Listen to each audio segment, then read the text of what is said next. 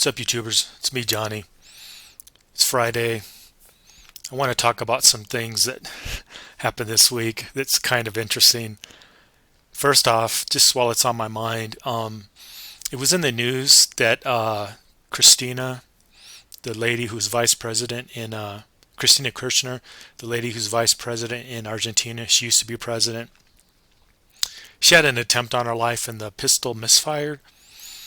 Things are starting to heat up around the world where people are getting pissed off at the authorities, the establishment, the corporate insiders. I don't know what else to say about that, but this person, I don't know what happened, if just one of them things where the gun misfired or if that was intentional. It's interesting though, because while all this is going on all over the world, especially in Europe, there's protesting because of the high cost of fuel, which translates to the high cost of food and the high cost of energy and electric and utility bills. For example, this week I saw that there was a woman in the United Kingdom whose electricity bill, I take it, was £10,000 or something of that magnitude, 10 or 12,000 pounds. My understanding was it was £1,000 or £2,000 a month ago, and now it's like £10,000. So she's going to be folding or stopping her business. I've also heard that quite a few of the pubs are going to be shutting down. Now they're saying like 400, but apparently there's 40,000 to give some perspective in the UK. So it's not exactly a lot, but a lot of the producers who are at the margin who can't afford these bills or don't want to stick it out and pay these bills and drain maybe their life savings, they're just going to fold and go under, which is really sad. But I'm not surprised, because as these things happen, because of what's going on with energy prices in Europe, because of the war, I expect there to be more protesting. Now, as a side issue in Europe, I don't quite understand it all, so you could leave a comment if I misunderstand something. But as a side comment, there's a lot of countries in Germany, or there's a lot of countries in Europe, for example, Germany, the Netherlands, just to name a few, who are protesting because of these new ESG rules or laws. I'm not sure what they are, but they want to take, I don't know if it's carbon or what it is, out of the environment. So they're putting on regulations so a lot of these small farmers or small businesses can't really comply with the new regulations and will be going out of business. Presumably they'll sell their assets or their land to, I guess, the founder, Bill Gates, Microsoft, and some of these other people. So then they'll be allowed to farm, but these middle class farmers won't be. It's very confusing to me. I'm not exactly familiar with it, but there's quite a few people protesting about it. Then there's people in Italy protesting about, well, I'm not sure what they're protesting about, but they're protesting about something. Anyways, I'm not sure if it's because their interest rates are going up and that's affecting their mortgages, because they have, in Europe, my understanding is they have more I forget what you call it, but their mortgages are tied to interest rates. So if interest rates go up, their rates go up. If they go down, their payments go down. Whereas in the States, we have more fixed rates mortgages, not all, but mostly.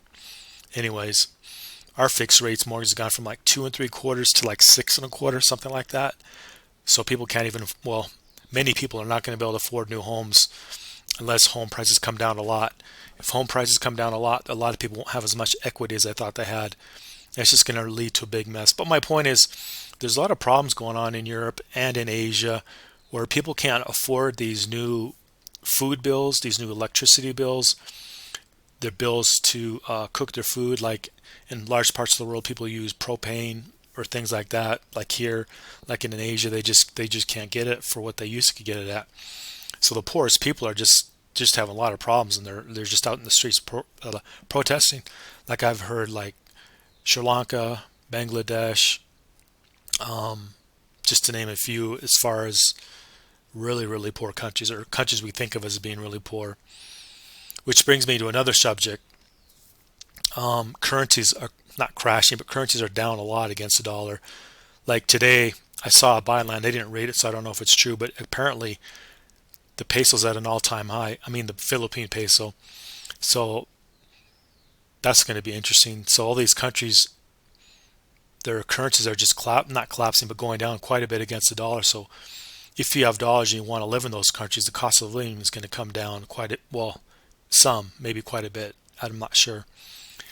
By the same token, in Japan, The yen is back up to 140, so a dollar buys 140. That's very fascinating in and of itself. Like, um, it's at 140 now, but I think it could go to 250. Like that hasn't happened since we haven't seen that since the 1970s, I believe. That would mean Japan would get really cheap, their manufacturing base would get really cheap, but that's assuming they still get oil that they need and assuming they get their nuclear. They already have nuclear. They've now said they're going to be stockpiling nuclear energy, yellow cake for their nuclear reactors, which is just interesting of itself.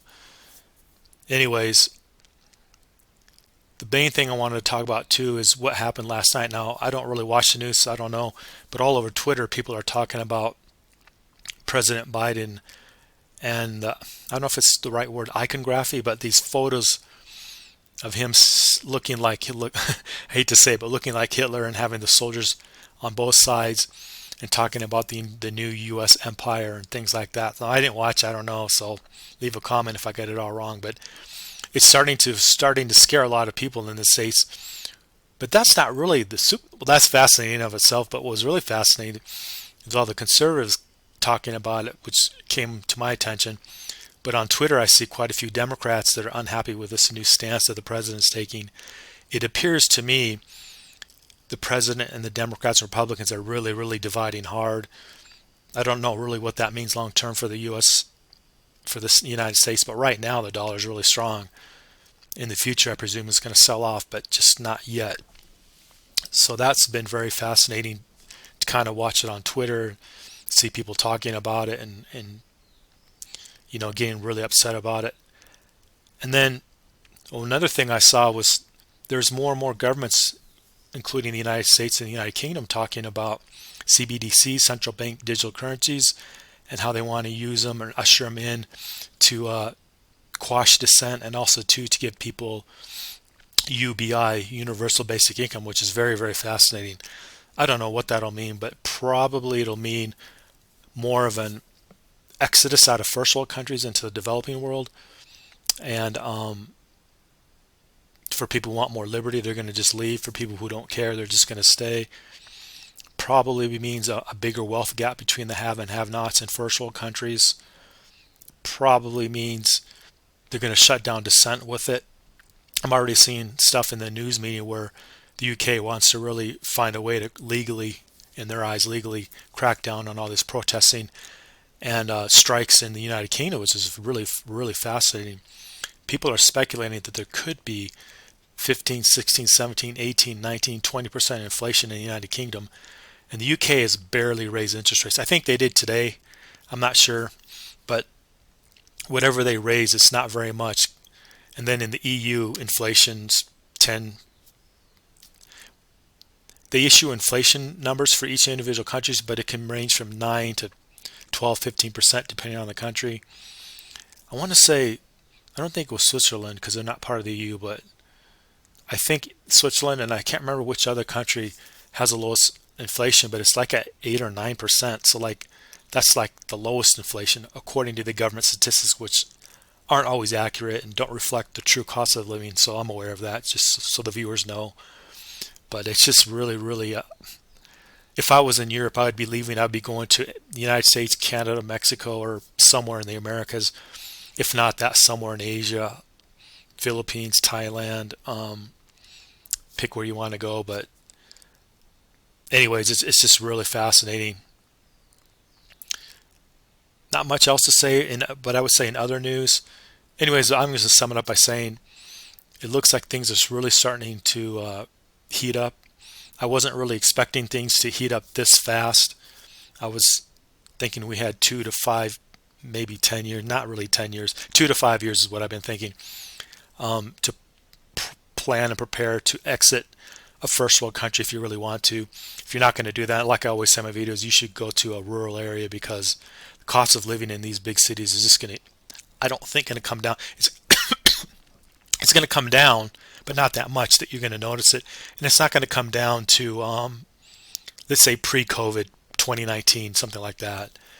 So like maybe inflation comes down officially, I mean, 8 or 9% down to 5 or 6, and maybe it'll go down to 2 or 3. I kind of doubt it, but we'll see. We'll have to wait and see. I think it's probably going to come down to 4 or 5% in the next 6 months, which is extremely high. And it may come down even more after that. I don't know.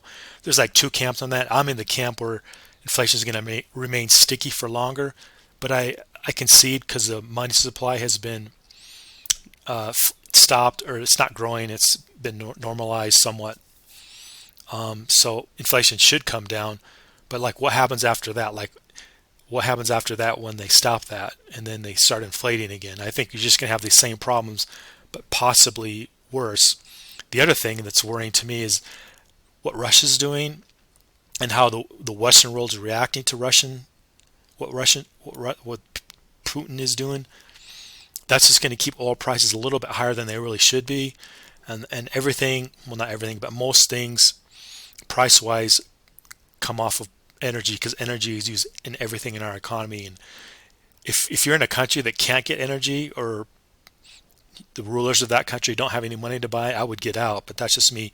It's why I always tell my viewers I'm more bullish on the Americas, because United States, Canada, and Mexico all have either oil or natural gas. Now, Mexico's oil has their reserves have come down quite a bit, or I shouldn't say the reserves, but their how many barrels it put out per day has come down over the years. And that did happen to the U.S., but now with shale, it's gone back up. Same with Canada. But I don't know if the viewers know, but Mexico has quite a bit of natural gas. But anyways, my point is, at least in Mexico on up to the States, especially in Canada, Canada has a lot of reserves of natural gas and oil. So we may have to pay for a lot, but we'll always have access to it. And then United States, Mexico, Canada is aligned with Latin America more or less. So for right now, I mean, so there'll always be natural resources that can come down here. So I don't think we'll be as bad as parts of Asia and Europe. It remains to be seen how Europe handles this. They do have resources in the Netherlands and Germany, and in the United Kingdom they have oil and gas, but it'll be up to them if they choose to keep producing it and developing it more. Because right now it appears to me insane. Like even the Conservative Party over there doesn't seem to want to get in to develop natural resources much. The EU seems in the UK seems to want to go towards green energy, which we just don't have the resource. We just don't have a lot of green energy to go around to keep everything going. So that's just my view. Anyways, if they don't get that worked out, I just see a lot of pain and suffering in Europe, and even in the States. But like we're nowhere near having like $1,000 to $2,000 energy bills coming in. We are paying higher prices, and we are paying higher utilities. I think it was maybe 6 months ago or a year before my stepmom passed away. She had said the utilities in Phoenix had gone up something like 15 or 20%. But you read about in the UK for these small business owners and for these homeowners, where they're paying, like, if I understand, homeowners are paying like potentially £1,000.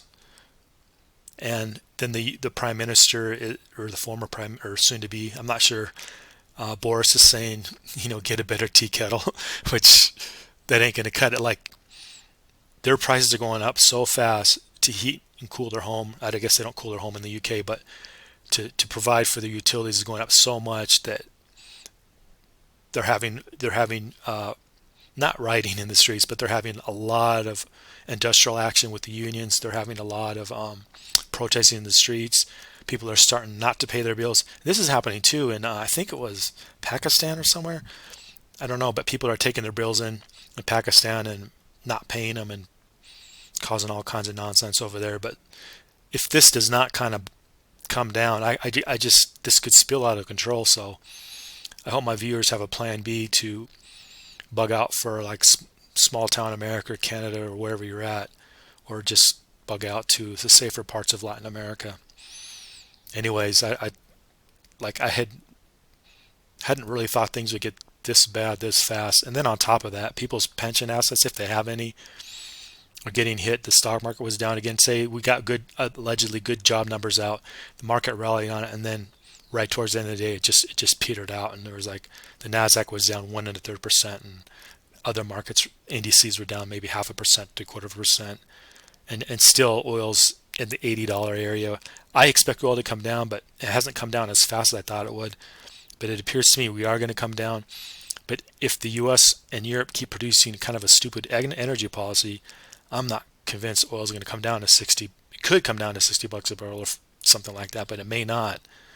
And we could be sitting at 80, $90 a barrel for like a long time, which for people in Canada, the US and Mexico, even Brazil, even because they produce a lot of they produce energy down there, but we will have low prices, whereas in Europe and Asia we will have sky high prices, unions on strike, protesting in the streets, and I don't know how much longer that can be maintained.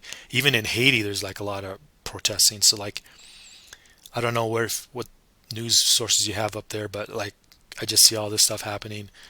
Quite a few people not really talking about it. Anyways, that's it for now. Like, share, subscribe, and leave a comment. Thanks.